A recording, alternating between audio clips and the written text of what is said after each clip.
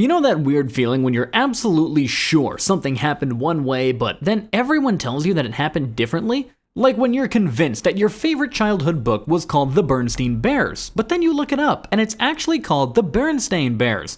Or when you remember that famous movie line was, "Luke, I am your father." But when you watch Star Wars again, Darth Vader actually says, "No, I am your father." Welcome to the strange world of the Mandela Effect, where lots of people share the exact same wrong memories about things that supposedly never happened. The Mandela Effect gets its name from something that happened with Nelson Mandela, the famous leader from South Africa. Lots of people, and I mean lots of people, remember hearing that Nelson Mandela died in prison back in the 1980s. They remember seeing it on the news, talking about it with their families, and feeling sad about it. But here's the weird part. Nelson Mandela didn't actually die in prison in the 1980s. He was released from prison in 1990 and went on to become the president of South Africa. He didn't die until 2013, and he died at home, not in prison. So why do so many people have this super clear memory of something that apparently never happened? Well, that's what makes the Mandela Effect so fascinating and a little bit spooky. It's not just one person misremembering something, it's thousands, sometimes millions of people who all have the exact same wrong memory. And these aren't just random fuzzy memories either. People remember specific details like what the news anchor looked like when they announced Mandela's death, or exactly how they felt when they heard the news. These memories feel completely real to the people who have them. Think about your own memories for a second. I mean, you probably remember your last birthday party, right? You can probably picture the cake, remember who was there, maybe even recall what presents you got. Those memories feel real because they are real. But what if someone told you that your birthday party never actually happened? What if everyone else insisted that you spent your birthday doing something completely different? You'd probably think they were crazy, because your memory feels so clear and real. That is exactly how people with Mandela Effect memories feel. So, what's going on here? Are all these people just bad at remembering things? Are they making stuff up? Or is something much weirder happening? Well, there are actually several different explanations that people have come up with, and they range from pretty normal to absolutely mind-blowing. The first explanation is the most straightforward. Our brains just aren't as good at remembering things as we think they are. I mean, your brain is no video camera that records everything perfectly and then plays it back exactly the same way every time. Instead, your brain is more like a storyteller who likes to fill in missing details and sometimes gets creative with the facts. Every time you remember something, your brain actually rebuilds that memory from scratch, using bits and pieces of the story that it has stored away. Sometimes your brain accidentally uses the wrong pieces, or it borrows pieces from other memories, or it just makes up pieces that seem like they should fit.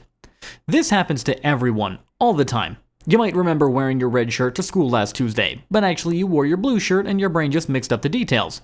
Usually, these little memory mistakes don't matter too much, and nobody really notices them. But sometimes, lots of people make the same memory mistake, and that is when things get interesting. But why would lots of people make the same memory mistake?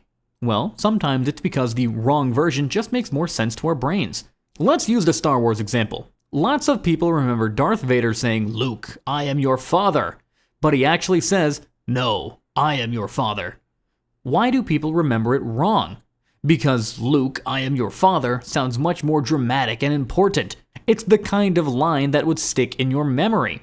Plus, that line gets quoted and parodied so much in other movies and TV shows that people hear the wrong version more often than the real one, so their brains start remembering the version that they've heard most often, not the original version.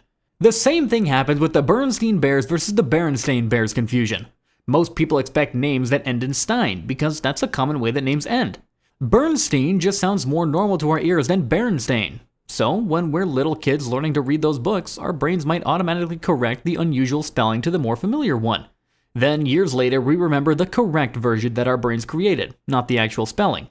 But here's where things get really wild. Some people think the Mandela Effect isn't just about faulty memories.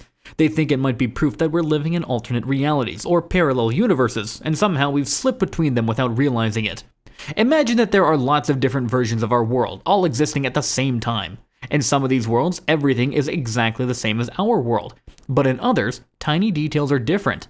Maybe in one world, the bears really were called the Berenstein Bears. Maybe in another world, Nelson Mandela really did die in prison in the 1980s. And maybe, just maybe, sometimes people slip from one world to another, bringing their memories with them.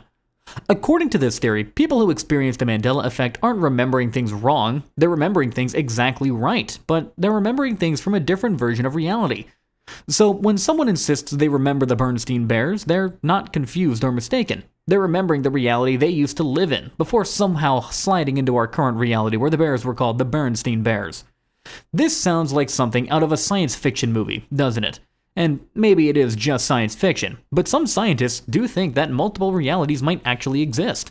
They call this idea the many worlds theory. The basic idea is that every time something happens, reality splits into different versions. In one version, you decide to have cereal for breakfast this morning, and in another version, you decide to have toast. Both realities exist, but you can only experience one of them at a time. If this theory is true, then maybe, under very special circumstances, someone could somehow slip from one reality to another. They would bring all their memories with them, but those memories would be slightly different. To everyone else in the new reality, these memories would seem wrong, but to the person who slipped between realities, everyone else's memories would seem wrong. Now, of course, this raises a lot of questions. How could someone slip between realities? Why would it happen? And if it is really happening, why don't people notice bigger changes? If you really did slip into a different reality, wouldn't you notice that your house was painted a different color, or that you had different pets, or that your best friend had a different name? Why do people only seem to notice small changes, like the spelling of a book title or the exact words in a movie quote? The people who believe in the alternate reality explanation have answers for these questions, but they're pretty complicated and hard to prove. Some say that we can only slip between realities that are very, very similar to our own, so only tiny details would be different. Others think that our brains automatically adjust to most changes, but sometimes a few memories slip through the cracks. There's also another explanation that's somewhere in between faulty memory and alternate realities. Some people think the Mandela Effect might be caused by time travel. Not the kind of time travel where someone goes back and changes history on purpose, but accidental changes that create ripples through time. Maybe someone in the future accidentally changed something small in the past, and those changes create slightly different versions of events. People who remember the old versions aren't crazy, they're just remembering the original timeline before it changed. Again, this sounds pretty far-fetched, and there's no real evidence that time travel is possible, let alone that someone is accidentally messing with the past. But it's a fun idea to think about, isn't it? So, which explanation is right? Are people just remembering things wrong, or is something much stranger going on? The honest answer is that nobody really knows for sure. Most scientists think the memory explanation is the most likely. Our brains really aren't perfect recording devices, and it makes sense that lots of people would make similar mistakes, especially when those mistakes involve things that seem more normal or logical than the real version. But the alternate reality and time travel explanations can't be completely ruled out either. I mean, we still don't understand everything about how reality works, or how memory works, or whether multiple universes might exist. Maybe someday we'll discover that reality is much stranger and more flexible than we thought. In the meantime, the Mandela Effect keeps happening. New examples pop up all the time. People swear they remember the Monopoly Man having a monocle, but he doesn't. They remember a movie called Shazam, starring comedian Sinbad as a genie, but no such movie exists. They remember the Queen song going, "We are the champions of the world," but it actually ends with just, "We are the champions."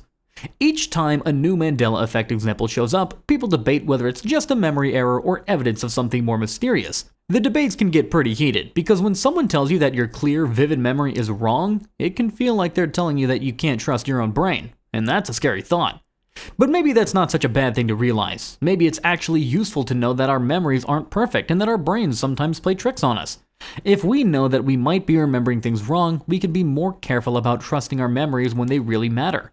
We can double-check important facts instead of just assuming we remember them correctly. We can be more understanding when other people remember things differently than we do.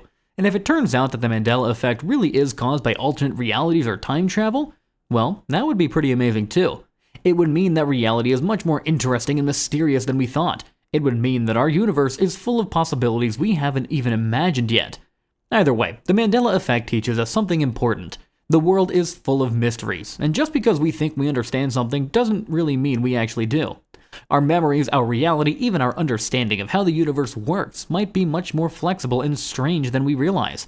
So the next time you're absolutely sure you remember something one way and someone else insists that it happened differently, maybe take a step back and consider both possibilities. Maybe one of you is remembering wrong, or maybe, just maybe, you're both remembering correctly, but from different versions of reality. In a universe full of mysteries, really anything is possible.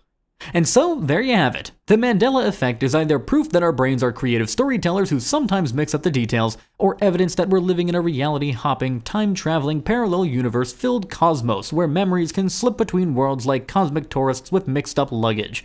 Now go forth and question everything you think you remember, you interdimensional memory detective you.